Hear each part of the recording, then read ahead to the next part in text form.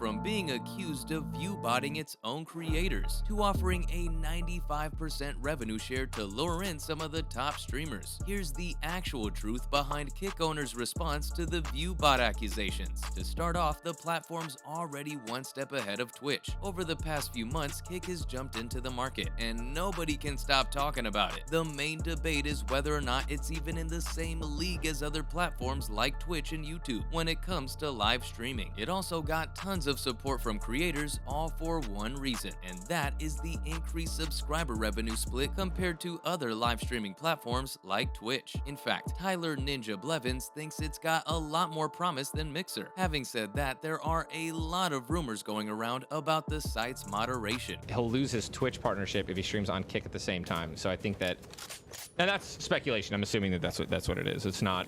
Again, it's 100%. It's a brilliant business strategy. It's proof of concept for the fact that, for starters, some creators got their usernames taken away from them just to hand it over to bigger creators, bringing in a lot more revenue. But that wasn't even the end of it. One streamer noticed something that didn't sit well with him. He took it to Twitter, only for it to go viral and create a whole new controversy around it. Cody Riffs claims that Kick viewbots its own streamers. That's right. He even pointed out that sometimes creators had over 40 viewers, but oddly enough, nobody was talking in the chat. And this wasn't a random live stream. Cody was in the top 10 of the music category, streaming a countdown clock with no music. Are you telling me absolutely no one was even the least bit excited for this? Personally, I find that hard to believe. I mean, that makes you question whether they're just a bunch of silent, introverted viewers who aren't up for a conversation, or more likely that it's just a bot. And you've got to be honest, only one of these possibilities seems real. So first things first, Eddie needed to come in to clear this up, and he pointed out that according to some well-respected sites like SimilarWeb, the platform had over 58 million visitors in March 2023 alone. Meanwhile, they've only got about 3 million accounts that are actually registered. So his point was that a major chunk of their website traffic isn't authenticated yet, and they don't have any accounts either. Although it's definitely a new platform, it's going to take some time for more people to sign up to build its authenticity. And since Cody was already in the top 10, he was on the homepage for the music section. So it's pretty obvious that he was going to get the most clicks anyway. But does that explain why some streamers' chats aren't as active as they thought, especially when there are a bunch of users visiting the website and checking them out? Well, yes, because you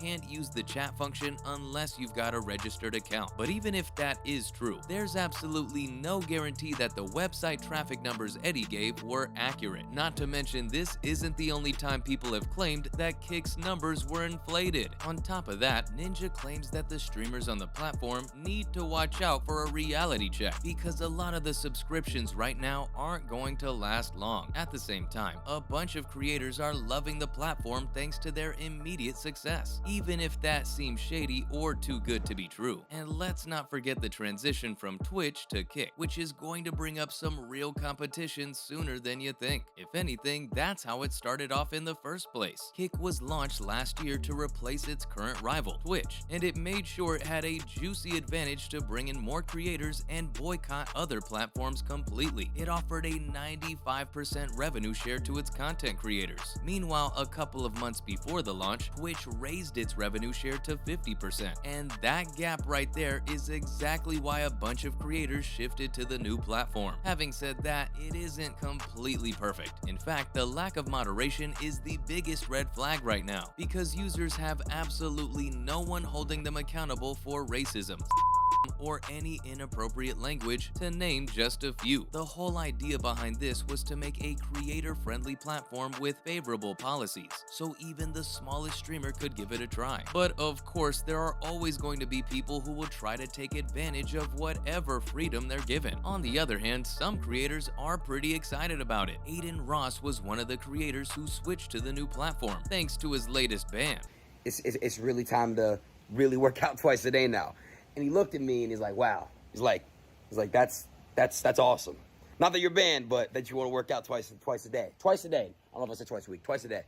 and he said he's going to do a bunch of things, from watching live sports to making prank phone calls. Plus, since there are no terms of service here, his viewers can say whatever they want in his chat. That is, of course, if the viewers actually end up engaging in the chat at all. That said, over the past couple of years, a bunch of platforms have come forward to claim some of the market share. I mean, are we forgetting Trovo and DLive? Well, probably, mostly because they didn't work out so well anyway, especially since Twitch had pretty much taken over the entire market. But Kick squeezed its way through, and it's got the most staying power so far. Not to forget, a bunch of influencers are also backing it up. Think about it. If you're getting 95% in revenue with same-day payouts instead of monthly checks, inflated viewer counts, and almost no restrictions either, why wouldn't you switch to Kick? Sure, it makes you think how the platform's keeping itself out there with hardly any money for itself, but they've got big numbers in terms of views, whether that's actual people or just bots. Either way, the platform is pretty confident it can sustain itself with a bunch of advertisers footing the bill. And that's not even all of it. Kick also promises an innovative new exclusive creator program where creators don't have to rely on their subscriber count every month. Instead, they'll have a steady income based on hours watched and total views. Right now, it seems like the site's moderation issues might be the only thing remotely powerful enough to take it down. Speaking of which, it seems like Twitch is starting to check out the competition. Rumor has it that Twitch inflated viewership for one of their channels. It seems like the rival jumped on the Viewbotting wagon too. In a way, it's trying to bring in junk viewers to make the channel, Crown, appear a lot more popular than it actually is. And again, like Kick, there were a lot of dead giveaways. For starters, the viewers aren't as interactive with the stream. I mean, they won't really type in the chat or even drop a follow. All in all, they've got nothing to give to the content creators, and for all we know, they could just be bots. Now, it's pretty obvious why Twitch would do this. Think about the advertisers and sponsorships. The amount they pay depends on viewership numbers because they see them as potential customers. And let me tell you, they can pay up to $500,000 just to promote themselves on the Twitch channel. But even if the site isn't bringing in bots to boost their viewpoints, actual users jumping off the stream quickly without engaging implies that they're not going to care about the advertisement either. So the whole sponsorship idea isn't as effective anymore. Not to forget, it's already losing its creators to another platform anyway. So what if the advertisers decide to switch as well? Honestly, that's definitely a real possibility, and that's probably why Twitch was trying to salvage it too. Having said that, if both platforms have the same issue with viewbots, but one's offering a lot more revenue split with better policies overall, you know where the creators are going. So from offering a 95% revenue share that sucked in some of the top streamers, to being accused of viewbotting its own creators to compete with giants like Twitch. This was the actual truth behind Kick owners' response to the viewbot accusations. Thanks for watching, and I'll see you next time.